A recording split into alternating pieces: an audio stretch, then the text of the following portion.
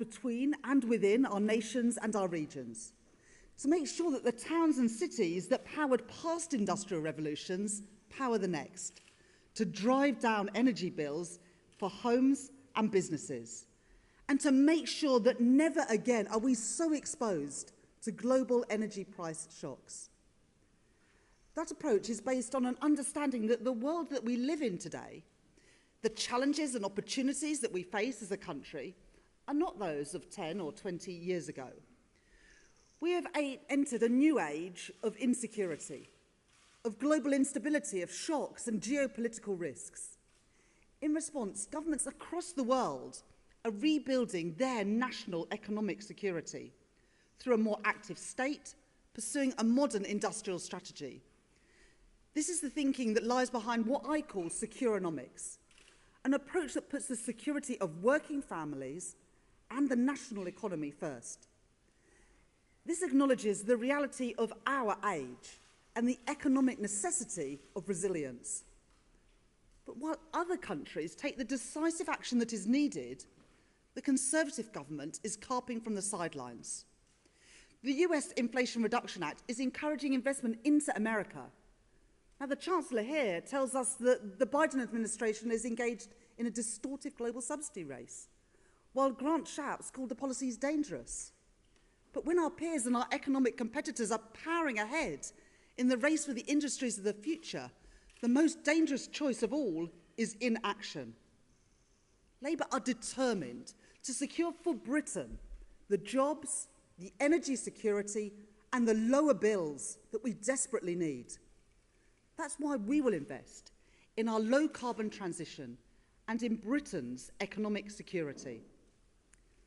But as I have always made clear, there is another aspect to economic security, one that we were all reminded of last year in the mini-budget, the consequences of which we are still feeling today, through the Tory mortgage penalty, heaping huge pain on families and thousands of pounds a year on people's housing costs at exactly the moment when they can least afford it.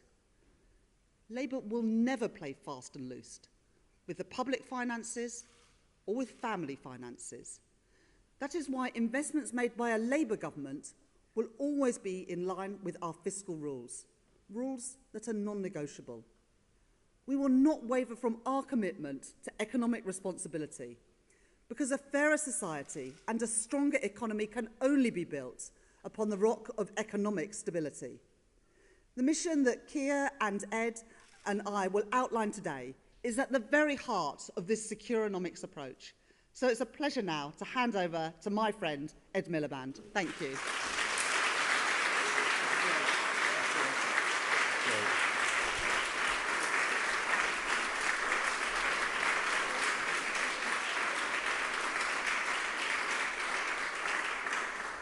Rachel, thanks so much. Now, in his conference speech 2 years ago, Keir promised that the next Labour manifesto would be the sound of the future arriving.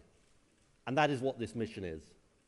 In the last 18 months, every family and business has paid the price for 13 years of failed Conservative energy policy.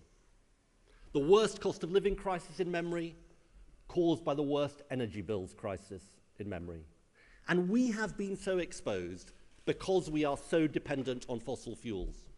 We are vulnerable to the dictators who control those markets which set the price we pay for oil and gas wherever it comes from. And there is an answer to the crisis of bills and security, an answer that's staring us in the face: to sprint for clean power. You know, 15 years ago, when I was Energy Secretary, clean energy was the right long-term choice for Britain, because the costs of inaction on climate change were much greater than the costs of action. But clean energy is no longer just the promise of the future. It is now the cheap, secure choice for today.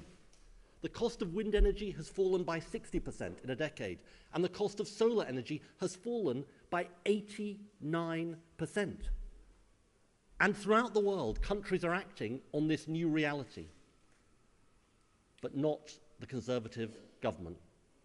They won't even lift their onshore wind ban in England, which is costing every family £180 on their bills. They've left us with the worst insulated homes in Western Europe, and they wave the white flag, as Rachel said, when it comes to the race for clean energy jobs.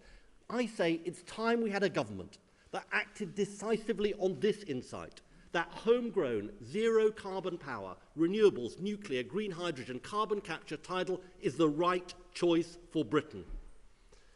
Cheap power we control, for lower bills, for security and for jobs too.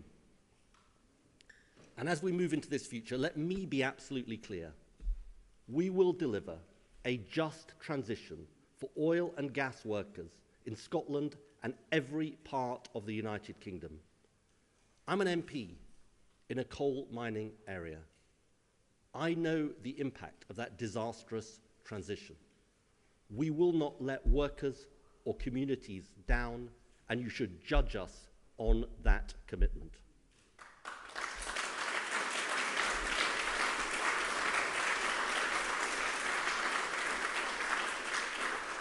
So Labour will meet the scale of what this moment demands. Clean power by 2030, with 500,000 jobs in low-carbon power, a national wealth fund to invest in good British jobs, a plan to upgrade 19 million homes, and GB Energy, our new publicly owned energy company, building thousands of renewable projects across our country, partnering with devolved government, mayors, councils, energy companies, and communities.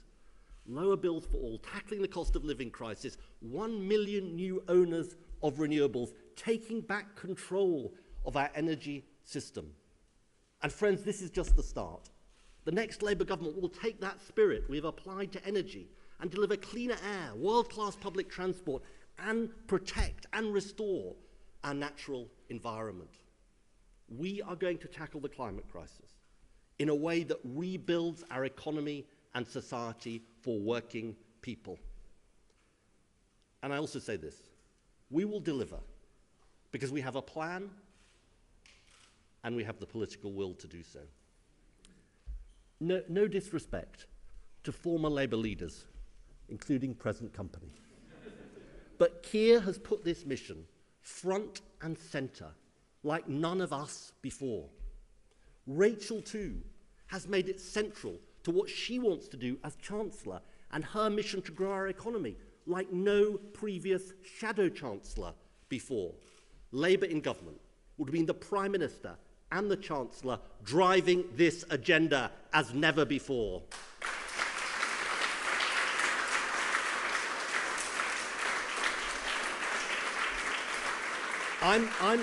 I'm really proud of the fact that the last Labour government delivered the start of the offshore wind revolution, the feed-in tariff for solar, the world-leading Climate Change Act. The next one can do even better. Lower bills, energy security, good jobs, and yes, climate leadership. We are once again, friends, going to have a government that treats the climate and nature crisis like the emergency it is. And we will deliver with Labour leaders across Britain. And there is nobody better to talk about that than my very good friend, a huge talent, a huge asset to our party, the Scottish Labour leader, Anas Sarwar.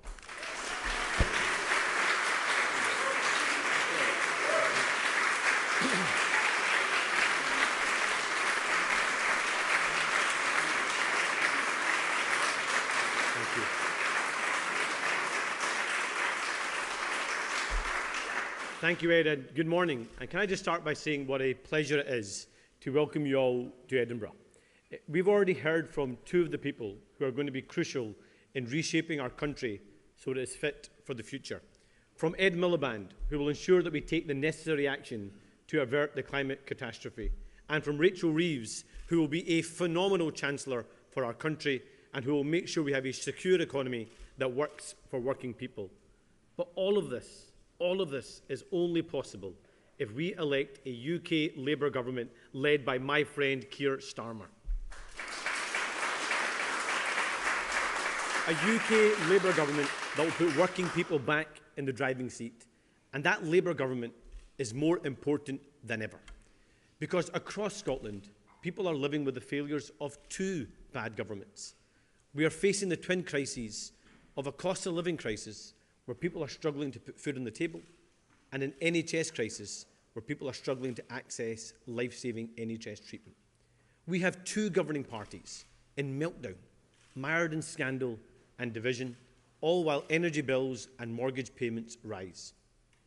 Every hour, families across the country are plunged deeper into poverty. And tonight, in this great city, and indeed across the UK, there'll be mums skipping meals to make sure they can feed their children. And despite all this and more, the SNP say it doesn't matter if the Tories win again. It may not matter to them, but it matters to the people of Scotland who are dealing with soaring living costs and falling wages. It matters to the businesses going to the wall because of the Tories' disastrous economic record. It matters to working people who are seeing their hard-won workplace rights eroded. It matters to struggling families who see rising mortgages as a result of the Tories crashing our economy. And it matters to the future of our planet as we confront the climate emergency. Because we must face a simple fact. Our planet is at risk. And the decisions that this generation of leaders will make will affect our children and our grandchildren. The decisions we make today will decide not just the future of Scotland and the UK's economy, but the future of the planet.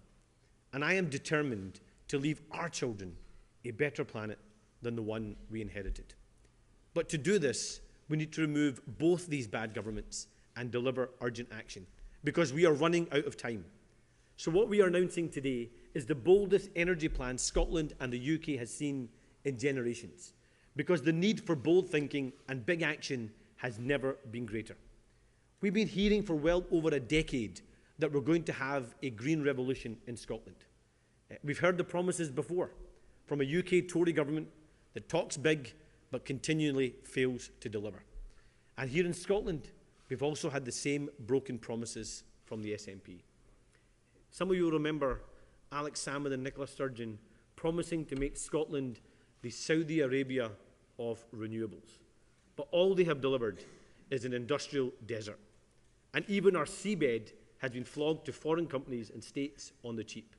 That's why it's so important that we stop the rhetoric, because frankly, that's the easy part. What the people of the UK need right now is not just politicians saying the right things, but actually doing the hard work and delivering for our country. And Labour is determined to do the hard work and deliver.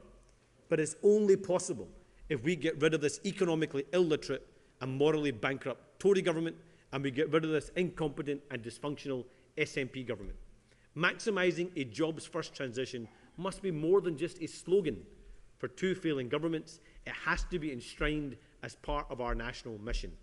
And that's why the next Labour government will deliver a real green jobs revolution. Because we have four clear objectives. We will deliver lower bills, not higher bills. We will deliver more jobs, not fewer jobs. We will deliver greater energy security so we don't have to rely on imports from despotic regimes like Russia. And we will deliver global climate leadership. Because, friends, there is going to be a global leader in the green revolution. Why can't that be us? Why can't that global leader be Scotland? Why can't that global leader be the UK? It can be, and it will be, with a UK Labour government led by Keir Starmer.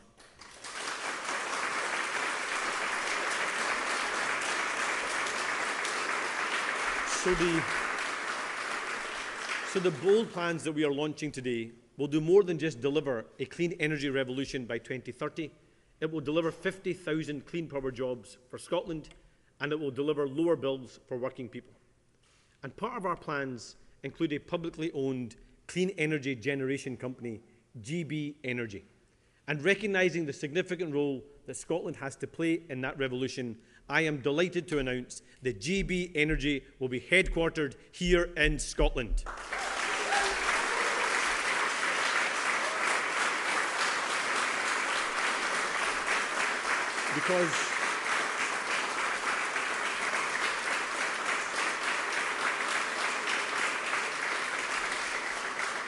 Because this is a huge opportunity for Scotland's economy and people right across this country. So don't let the SNP tell you it doesn't matter who wins the next election. People across the country know it matters. It matters for investment in our energy sector, particularly in the North East. It matters to people looking for well-paid and high-skilled jobs that will last for generations. And it matters to every family wondering how they'll pay their skyrocketing energy bills. You see, while the SNP's pledge of a public energy company is for them another broken promise, Labour will deliver. GB Energy, backed by the strength of a UK Treasury based in Scotland and delivering for every part of our United Kingdom. Because a Labour government will unleash Scotland's massive energy potential by making those strategic investments to maximise our opportunities and bring jobs and prosperity to Scotland and the whole of the UK. And as part of that plan for Scotland, we will deliver more clean energy and we will deliver more jobs. And alongside that in Scotland, we will deliver more opportunities around onshore and offshore wind, solar, hydrogen and carbon capture to make sure every community can play its part in achieving our ambitions.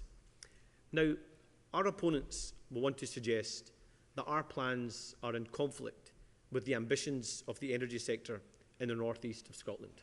Nothing could be further from the truth. So let me say this clearly. There will be no cliff edge.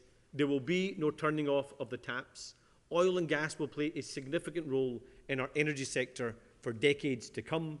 But what people working in our oil and gas industry need is a government that backs them, that works in partnership with them to actually deliver a jobs-first transition, because we know that the public sector can only do so much. Making the UK a clean energy superpower will, yes, require investment from government, but it will need an even greater investment from industry, and that's why we will build that genuine partnership with business to deliver for people across Scotland and across the UK. Because Labour will not make the same mistakes that Margaret Thatcher made when it came to the mining industry. She decimated the sector. Many people lost their jobs and livelihoods, and many never went on to work again.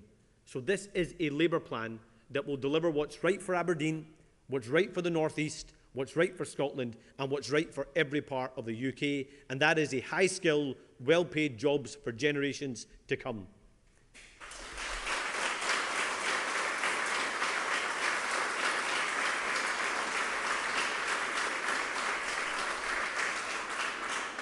For too long, people across this country have had to live with an energy market that has failed to deliver the next generation of jobs, failed to deliver security, and has ended up costing families the earth.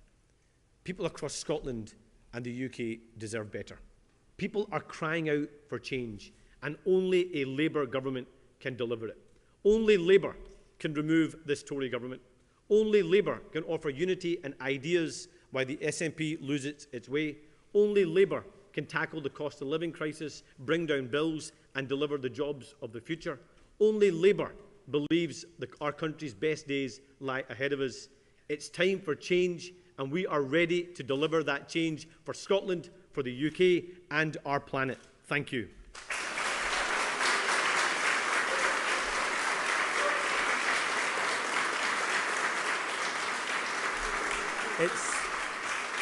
It's now my immense pleasure to introduce the man that will deliver our country's ambition, will deliver Labour's mission, our next Prime Minister, Keir Starmer.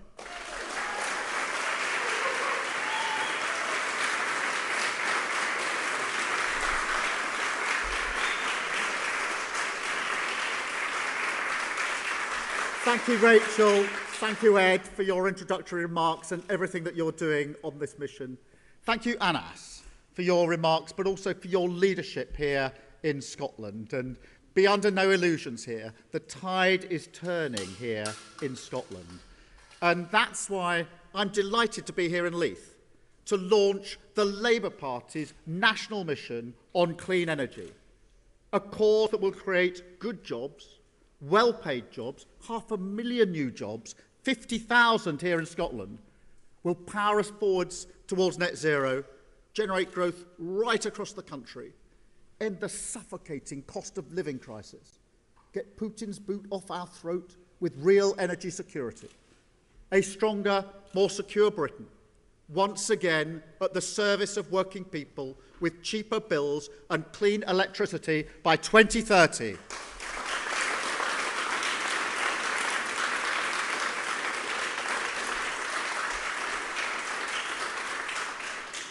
It is an ambitious goal. It will put us ahead of any major economy in the world. But at the moment, we're nowhere near the front of the pack. And this is a race we have to win. The biggest opportunity we've had in decades to make the country work for working people. And this is always the test for Labour. The purpose of my Labour Party, all the changes we've made are for this: to face down an age of insecurity, protect, serve and deliver for the aspirations of working people.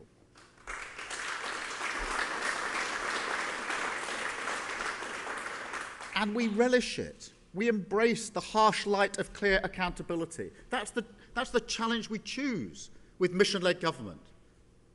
And we do it because there are deeper questions here.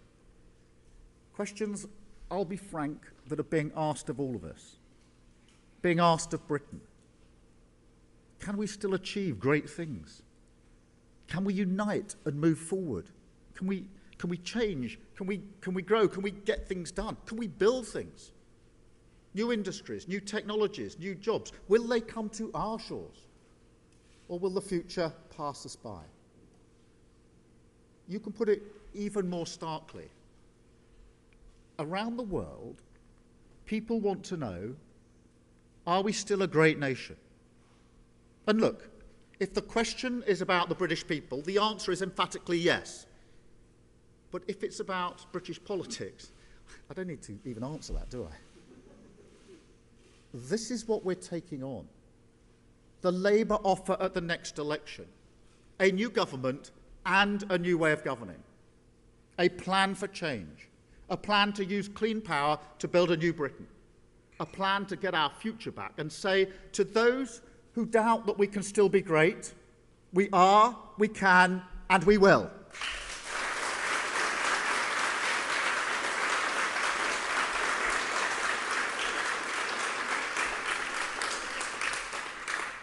But also that we must, and that the creative genius of Scotland is critical to our prospects. I'll start with the necessity, the unbending urgency of this mission.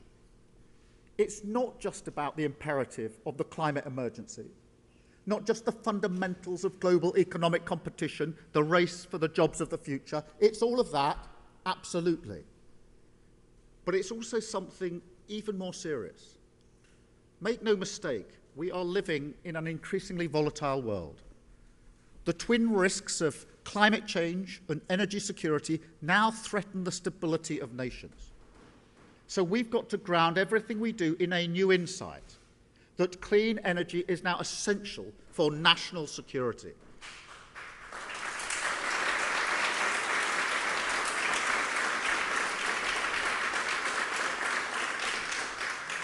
Our allies, in the White House in particular, have been crystal clear about this. And the war in Ukraine shows the argument with total clarity. It's asking deep and difficult questions of all of us. And I fully accept, especially here, fossil fuel energy plays a huge role in the Scottish economy. It's also part of the social fabric. Communities depend on it. The jobs it provides, good jobs for working people, they're precious. And I'm not going to give you a moral sermon about the urgency of climate change. Everyone gets that argument. No. What I offer is a plan, a new course through stormy waters, a bridge to a better future.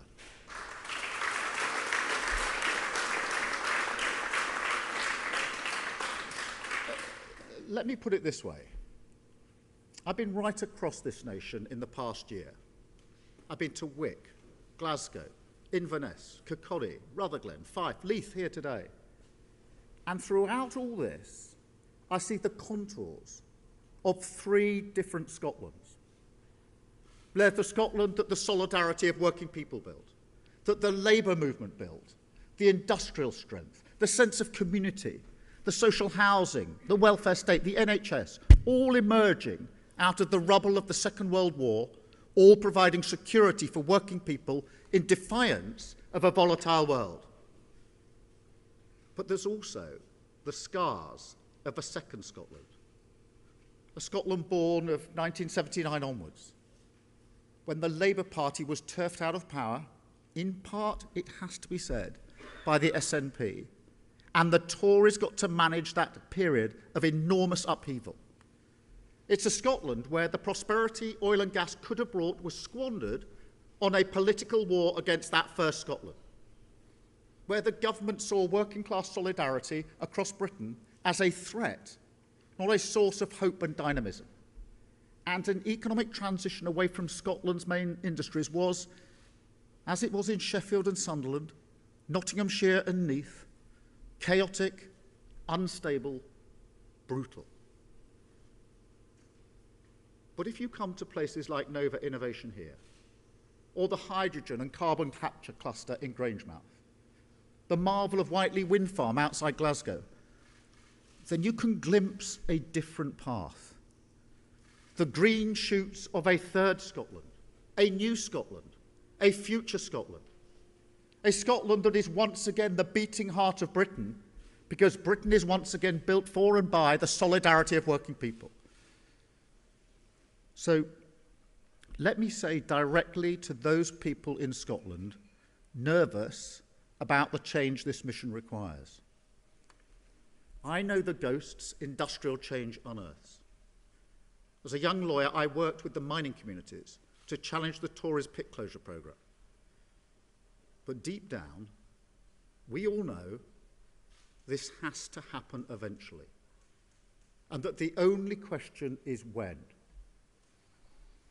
So in all candour, the reality is this. The moment for decisive action is now. If we wait until North Sea oil and gas runs out, the opportunities this change can bring for Scotland and your community will pass us by. And that would be a historic mistake. An error for the future of Scotland as big as the Thatcher government closing down the coal mines while frittering away the opportunity of the North Sea.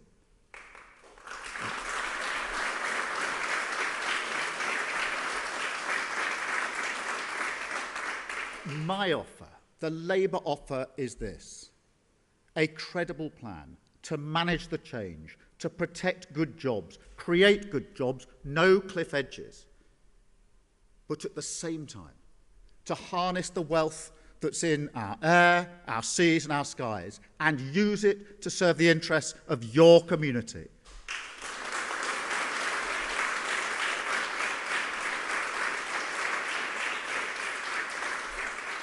Because what's true in Scotland is true right across the grassroots of Britain. We can use the opportunity of clean energy to create jobs, to deliver security, bring back hope to communities that got ripped apart by the deindustrialisation of the 1980s. This is a future we can win. But I also have to warn you, politicians are saying exactly the same thing to their people in northern France, in eastern Germany, the Rust Belt of America. Now, we have tremendous advantages here. Our coast, our shallow waters, our universities, our creativity, the depth of our skills, the graft of our people, the superpower sciences, the technological edge, and yes, if you can believe it, even our weather. Financial strength here in Edinburgh, and yes, in the City of London too, I know, but nonetheless, the world leader for green finance, a massive advantage for all of us. Seriously, there are no grounds for the defeatism which says we can't lead the world on this, that our prospects will always be squeezed out by the US and the EU. That's declinist nonsense. But at the same time, we've got to get moving. And at the moment, we're standing on the sidelines, wringing our hands, falling behind because our government talks about economic stability, yet understands nothing of what this requires in times like ours. When the winds of change are blowing this fiercely, you need a government that gets involved, that intervenes on behalf of working people to secure stability and growth. Drift equals chaos. This is about Tory ideology. Of course it is. Their impulses are totally out of step with the challenges of the modern world. They still cleave to a set of ideas that came out of the 1980s. The dismissal of industrial strategy, the contempt for active government, the complacency that says only the market decides which industries matter for working people and national security. You cannot understate this. Those ideas are finished. They can't cope with a world where other countries simply don't behave in the way market dogma expects. The world now knows that crucial global supply chains can be weaponized by tyrants, that a sticking plaster approach to investment will only cost more in the long run, and that, for working class communities, trickle-down economics means power trickles up and jobs trickle out.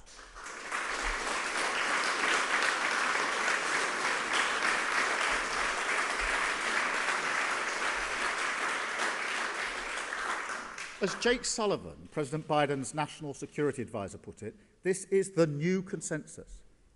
But Rishi Sunak is blind to it. He's standing still, stubbornly clinging on to the ideas of the past as the opportunities of the future slip through our fingers. I won't let that happen. This cannot be a rerun of the 1980s.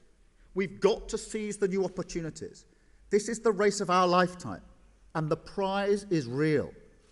We can cut bills, create jobs, and provide energy security for Britain. That's what a Labour government will deliver.